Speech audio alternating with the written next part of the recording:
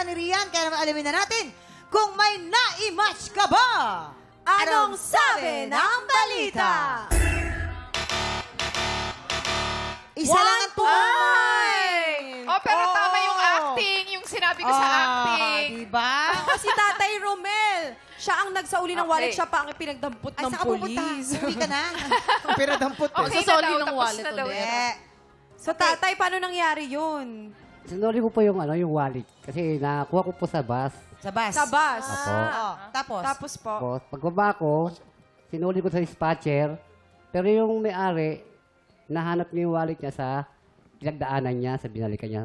Binalikan niya, oo. May kasama ng pulis nung bumalik. Oo. Po. Pero ako, tinan-over ko sa dispatcher para kung may mag-claim Para safe. man, Kung mag-claim, oo. Oo. Bigay. maibigay. Eh kaso, pagbalik, sabi ko, miss, nakuha ko yung wallet mo. Ikaw pala nakakuha. Hindi niya hinintay na nagsalita ako na basta. Pulis agad. Nambintang agad, ganon. Ayun po. Ayan. So, minsan talaga. Maraming salamat, Kuya Romel. Thank you, Pero dahil Kuya. nahulaan, may additional cash prize ng studio, TikTropa! Sir Arnel, samahan niyo po kami dito sa baba. Halika, Arnel. Si Ito ating... pala ay nag-road trip na uwi sa aksidente dahil sa isang misteryosong bata. Kwento mo nga sa amin yan, saan kayo papunta nun? Ano po, galing po kami ng Tarlac City. Siyempre po, gumimik po kami ng mga tropa. And then after that, medyo na-late na rin po kami umuwi. Mga past 10 na rin po yun. Tapos papunta na po kami ng Pangasinan para umuwi. And then after that, naligaw po kami bandang Kamiling Tarlac. Kasi hindi po namin kabisado po yung daan.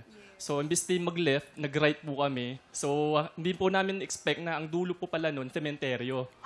So, Doon kayo nakakita ng bata. hindi po. Okay. Nagulat po kami lahat and then after that, bumalik po kami para doon naman po sa left dumaan.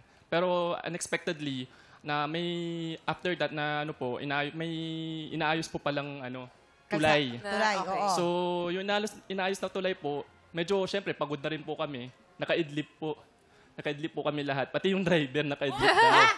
So, anong nangyari po nun, ayun, na-aksidente po kami, gumulong-gulong po yung sasakyan. So, nasaan yung misteryosong bata? Anong kinalaman sa bata? Ano po, nung after po ng investigation, kasi syempre po, inimbestigahan po ng mga pulis, nakakagulat lang po kasi po, nung pinicturan po ng pulis, yung kotse, may anino po ng bata sa likod po ng driver's seat.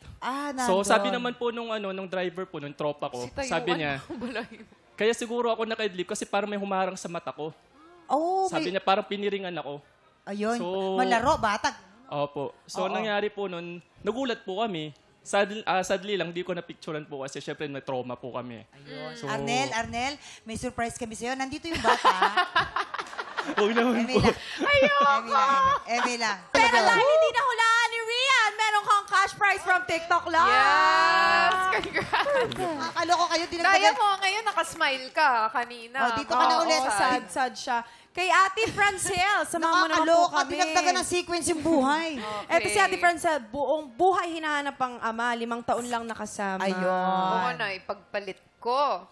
Kasi 2 years old daw siya nung naghiwalay ang kanyang mga magulang. And then, hinanap mo siya. Tapos? Galit kasi yung mama ko before, kaya dinala kami lahat dito sa Manila. So, lahat, pati picture, sinunog. So, every time magtatanong ako sa kanya, sasabihin niya, wala na, patay na. Parang ganon. Tapos, way back 2009, na-stroke yung mama ko. Critical siya noon. Tapos, naka-recover siya 2010. Tinatanong ko siya, Ma, sino ba kasi tatay ko? Baka naman naghihirap tayo ngayon eh. Hasyendera pala ako, hindi ko alam. Teleserye. Tama. Oh, sige, Kaya tapos? kailangan hanapin. Tapos, yun, sinabi niya na yung hanap daw ako ng taga Davao or Cavite. So, lahat ng parehas ko ng last name, sinerge ko through Facebook, minessage ko isa-isa. So, accidentally, nag-reply yung kapatid ko pala sa tatay. Tinanong niya muna ako, sabi niya, bakit mo siya hinahanap? Sabi ko, parang it's been 26 years of my life, di ko nakilala yung tatay ko.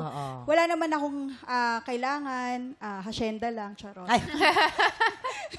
Sabi ko, gusto ko lang makilala para at least makompleto yung buhay ko. Oo. So after that, nagbigay lang siya sa akin ng contact number. So tinext ko yung contact number. Parang sinabi ko, is this Francisco de Tasa? Sorry, nagreply pala siya, sino to? Tapos sinabi ko yung pangalan ko. Oo. Franchel de Tasa. Tapos tumawag siya. Yun. Doon na nag-start yung conversation namin. Tapos after a year, pumunta siya dito sa Manila from Davao. Pumunta siya Cavite. So doon kami yung first meet up namin.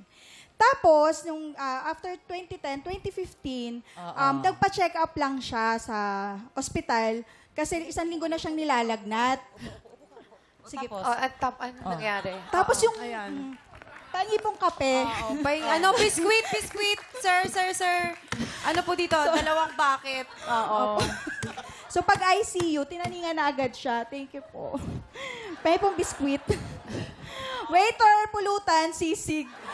Tapos yun, nung diniagnose siya na may cancer siya sa dugo. So 2 weeks lang siya sa hospital, namatay na. Ayun pala naman. Bilis. Pero nakasama niya ng 5 years din. Yes po. Tama. Ang galing meant to be din yung Ayan, timing naman mo. Yung mais, luto na yung mais.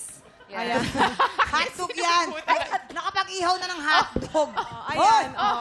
Sige pa, go pa ate. Tapos, So, kung halimbawa, meron ka bang hindi nasabi sa tatay mo nung nagkita kayo? Kung halimbawa nandito pa siya, ano yung gusto mong sabihin?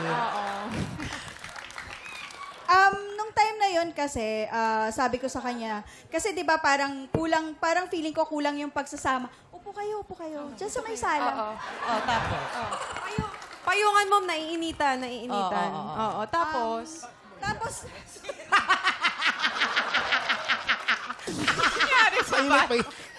Mainit.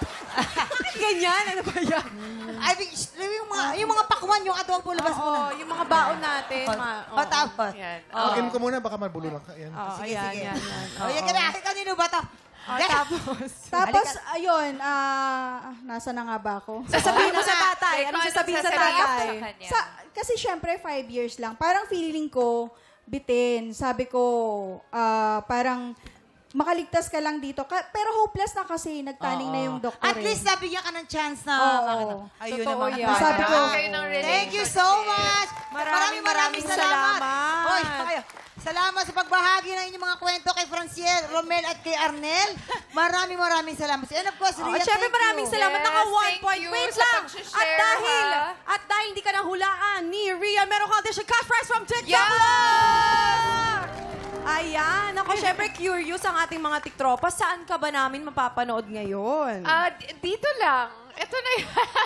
At saka syempre, abangan nyo ang sangre. Yes. Malapit na At ang yan. pulang araw. Pulang araw. Yun. Naghahanda na ang ating mga inampalan dahil oras na para ibida ang mga Pilipinong may pusong kampiyon. Tanghala ng kampiyon na po sa pagbabalik ng TikTok!